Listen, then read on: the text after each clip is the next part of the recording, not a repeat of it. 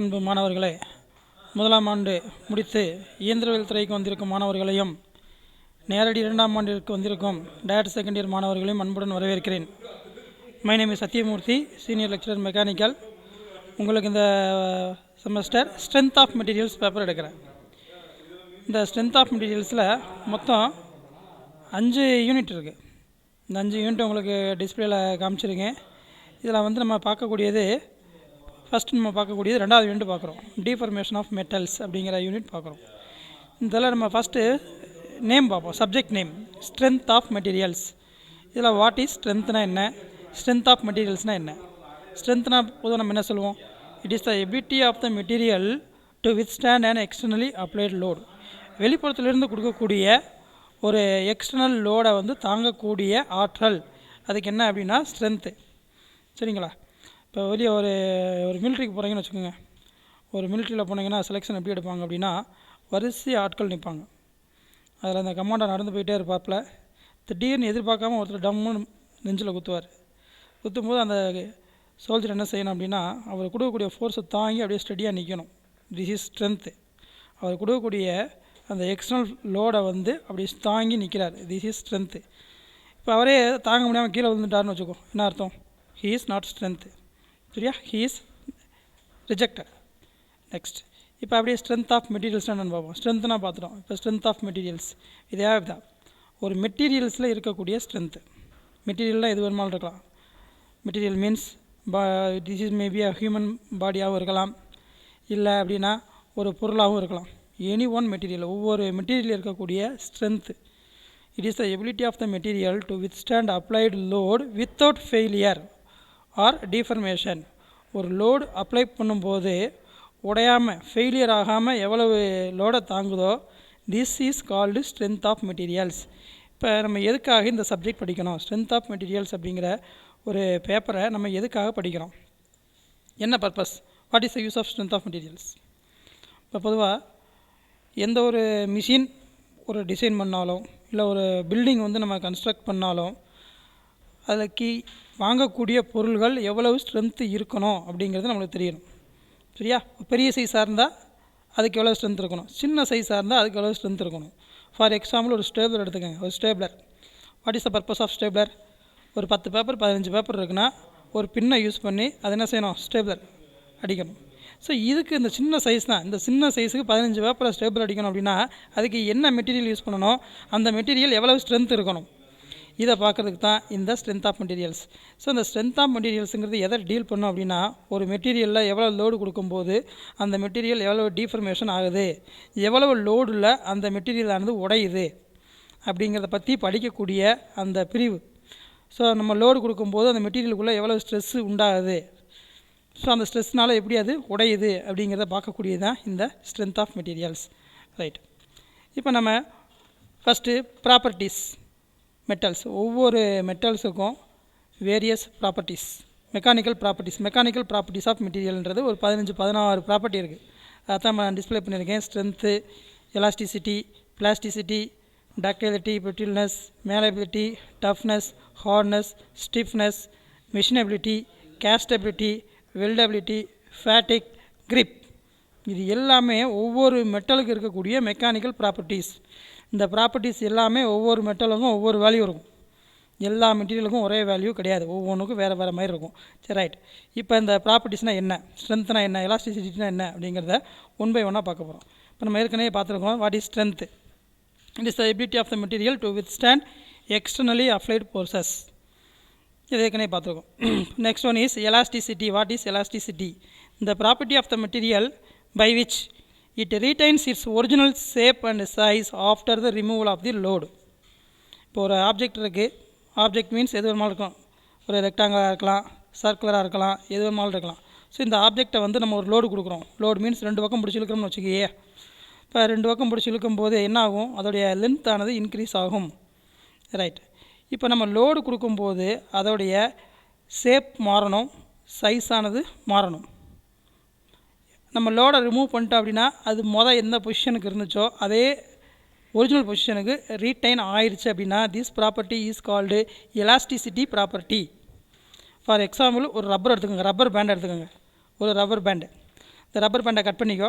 Cut பண்ணி 2 பக்கமும் இந்த கையில் ஒரு எண்டு, இந்த எண்டில் இந்த கையில் ஒரு எண்டு.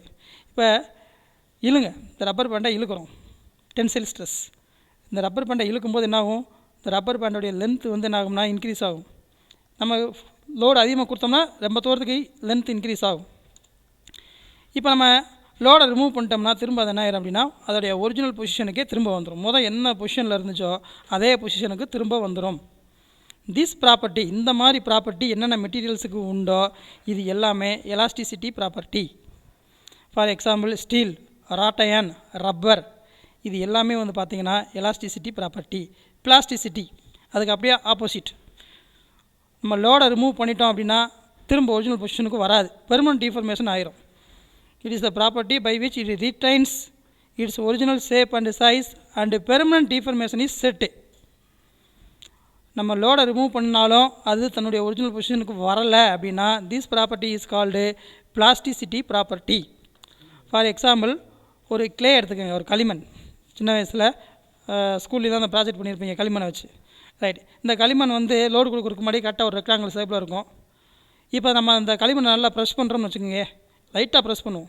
ப்ரெஸ் பண்ணால் என்ன ஆகும், ப்ரெஸ் பண்ண உடனே அதோடைய டிஃபார்மேஷன் பெர்மனன்ட் டிஃபார்மேஷன் ஆயிரும். இப்போ நம்ம லோடை ரிமூவ் பண்ணால் கூட அது தன்னுடைய ஒரிஜினல் பொசிஷனுக்கு வராது.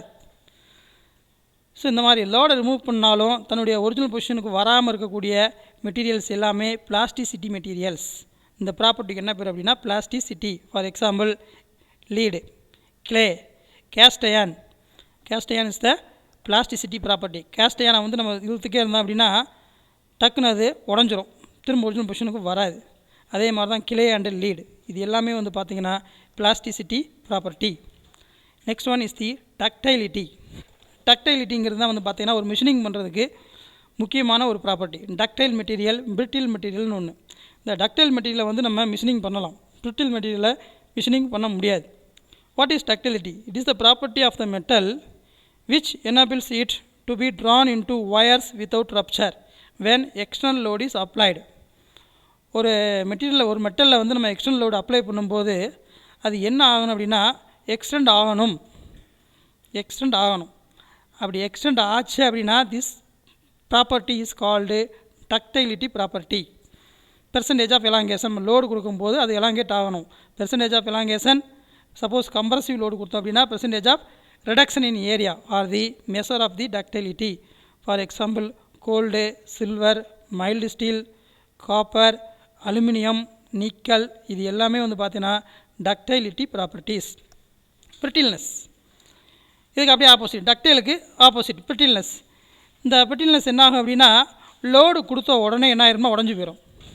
லோடு கொடுத்த உடனே எக்ஸ்டெண்ட் ஆகாது, லென்த் வந்து எக்ஸ்டெண்ட் ஆகாது. லோடு கொடுக்குறோம் அப்படின்னா லோடை வந்து தாங்கிக்கிட்டே இருக்கும், வித்ஸ்டாண்ட் பண்ணிக்கிட்டே இருக்கும், டக்குன்னு உடஞ்சி போயிடும். ஃபார் எக்ஸாம்பிள் ஒரு பீங்கான் எடுத்துக்கோங்க, ஒரு கண்ணாடி எடுத்துக்கோங்க, கண்ணாடி கிளாஸ். இந்த கண்ணாடி கிளாஸில் நல்லா ஒரு ஹெவி லோடு அப்ளை பண்ணிக்கே இருக்கீங்க, அது எதுவும் டிஃபர்மேஷன் நடக்குமா? கண்ணாடி கிளாஸில் நம்ம லோடு கொடுத்தோம்னா டிஃபர்மேஷன் நடக்குமா? நடக்காது. நம்ம கொடுக்கக்கூடிய லோடை ஃபுல்லாக அது தாங்கிக்கிட்டே இருக்கும், டக்குன்னு என்ன செய்யும் உடஞ்சி போயிடும். எந்த ஒரு டிஃபர்மேஷனும் இருக்காது, லோடை அப்சார்ப் பண்ணி உடஞ்சி போயிடும். ஸோ இந்த மாதிரி ப்ராப்பர்ட்டி எல்லாமே brittleness property. Next one is the malleability. இந்த மேலபிலிட்டி வந்து பார்த்திங்கன்னா முக்கியமான ஒரு ப்ராப்பர்ட்டி. இந்த ஒரு கோல்டு செய்கிறதுக்கு, சீட் மெட்டல் செய்கிறதுக்கு, இது எல்லாத்துக்குமே யூஸ் பண்ணக்கூடிய ஒரு மேலபிலிட்டி. ஒரு ஹேமரை வச்சு நம்ம தட்டும்போது, ஒரு ஹேமரை வச்சு எக்ஸ்டர்னல் ஃபோர்ஸ் அந்த மெட்டீரியல் தட்டும்போது அது என்ன ஆகும் அப்படின்னா நல்லா பெருசாக எக்ஸ்டெண்ட் ஆகணும். ஸோ இந்த பெருசாக எக்ஸ்டெண்ட் ஆகக்கூடிய ப்ராப்பர்ட்டிக்கு வந்து பார்த்திங்கன்னா malleability property. It is a property of the metal which enables it to undergo great change in shape without rupture. உடையக்கூடாது, நம்ம எவ்வளோ லோடு கொடுத்தாலும் உடையக்கூடாது. உடையாமல் அதோடைய டிஃபர்மேஷன் என்ன ஆகும்னா எக்ஸ்டெண்ட் ஆகிக்கே போகணும். ஃபார் எக்ஸாம்பிள் தங்கம், 1 கிராம் தங்கம் தான் இருக்கும். 1 கிராம் தங்கத்தை ஹீட் பண்ணி அதை அந்த கொள்ளர் என்ன செய்வார் அப்படின்னா இப்போ இவ்வளோ வருஷத்துக்கு 1 ஸ்கொயர் மீட்டருக்கு பெருசாகிடுவார். This property is called malleability property. Copper, aluminium, tin, nickel, இதெல்லாம் வந்து பார்த்திங்கன்னா malleability property. Toughness is the very very important property. What is toughness? ஒரு ஷாக் லோடு அண்ட் வைப்ரேஷன், ஒரு ஹெவி எனர்ஜியை தாங்கக்கூடிய ஒரு ப்ராப்பர்ட்டி. இப்போ ஒரு ரயில்வே ட்ராக் இருக்குது, இந்த ரயில்வே ட்ராக் மேலே திடீர்னு இம்பேக்டாக ஒரு ட்ரெயின் வந்து கிராஸ் ஆகும். ட்ரெயினோட வெயிட் எவ்வளோ இருக்கும், இந்த ட்ரெயின் வந்து அவ்வளவு சீக்கிரமாக வந்து கிராஸ் ஆகும். ஸோ இவ்வளவு கிராஸமாக ஒரு இம்பேக்ட் எனர்ஜியை தாங்கக்கூடிய சக்தி, இதுக்கு என்ன பேர் அப்படின்னா toughness. It is the ability of the material to withstand shock and vibration is known as toughness. Next one stiffness. ஸ்டிஃப்னஸ்ங்கிறது பார்த்தீங்கன்னா வளையக்கூடாது, எவ்வளோ லோடு கொடுத்தாலும் வளையக்கூடாது. நம்ம காயின் எடுத்துக்கோங்க, 1 ரூபா காயின், 5 ரூபா காயின் எடுத்துக்கோங்க, சைஸ் சின்னதாக தான் இருக்கும், அதோடைய திக்னஸ் சின்னதாக தான் இருக்கும். நானுங்கிற ஆள் அதை வந்து வளைக்க முடியாது. ஒரு மைல்டு ஸ்டீல் ஆரம்பம் பட்டையை கூட கையில் வளைச்சிடலாம், ஆனால் ஒரு காயினை வந்து நம்ம வளைக்க முடியாது. So this property is called stiffness. It is the property of metal which enables it to resist elastic deformation. எவ்வளவு லோடு கொடுத்தாலும் என்ன ஆகக்கூடாது, வளையக்கூடாது. அப்படி வளையாமல் இருக்கக்கூடிய அந்த ப்ராப்பர்ட்டிக்கு என்ன பேர் அப்படின்னா stiffness property. Steel is the good example of the stiffness. Fatigue.